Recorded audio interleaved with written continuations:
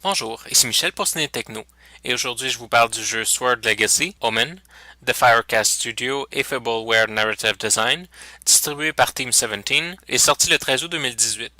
Le royaume du Wessex a été envahi, tout est en ruine et votre dame a été enlevée par les envahisseurs. Vous vous retrouvez avec un groupe de marginaux à devoir retrouver votre belle, sauver le royaume et user de tactiques pour passer à travers d'autres royaumes plus dangereux les uns que les autres. Premier avertissement, Sword Legacy Omen est un jeu de rôle et de stratégie tactique. Alors que d'autres jeux rendent la chose plus facile, une introduction au genre par ce jeu va tout de même vous demander un peu d'investissement. Les mécaniques du jeu ne sont pas nécessairement toutes évidentes, et peut-être sont implicites dans le genre du point-and-click stratégique traditionnel. Cela dit, on se retrouve ici avec un jeu qui met l'accent sur le scénario, le visuel et l'implication du joueur.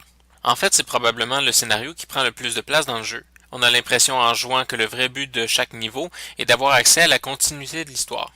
Peut-être pas autant que dans un jeu à la Telltale, mais pas non plus très loin. Le jeu devient pour les moins tacticiens d'entre nous pratiquement secondaire, ce qui donne l'impression que le jeu pourrait s'adresser à un public plus large que les consommateurs du genre déjà établis.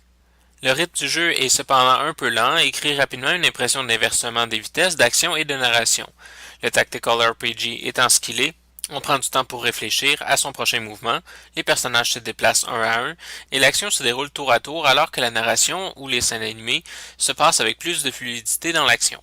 Le jeu est en lui-même très intéressant avec l'exploration nécessaire, les personnages développés, les interactions, la quête chevaleresque, mais on a aussi l'impression de l'autre côté que le jeu n'invente malgré tout rien scénaristiquement parlant et qu'il revient à des conventions un peu usées dans des romans arthuriens, ou plutôt à ce que l'on en a gardé dans la culture populaire.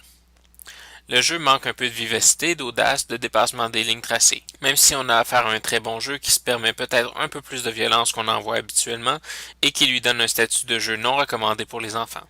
En conclusion, je dirais que si vous êtes un joueur de Tactical RPG, il y a de bonnes chances que vous trouviez votre compte dans Sword Legacy Omen, mais que vous trouviez que le jeu manque un peu d'originalité.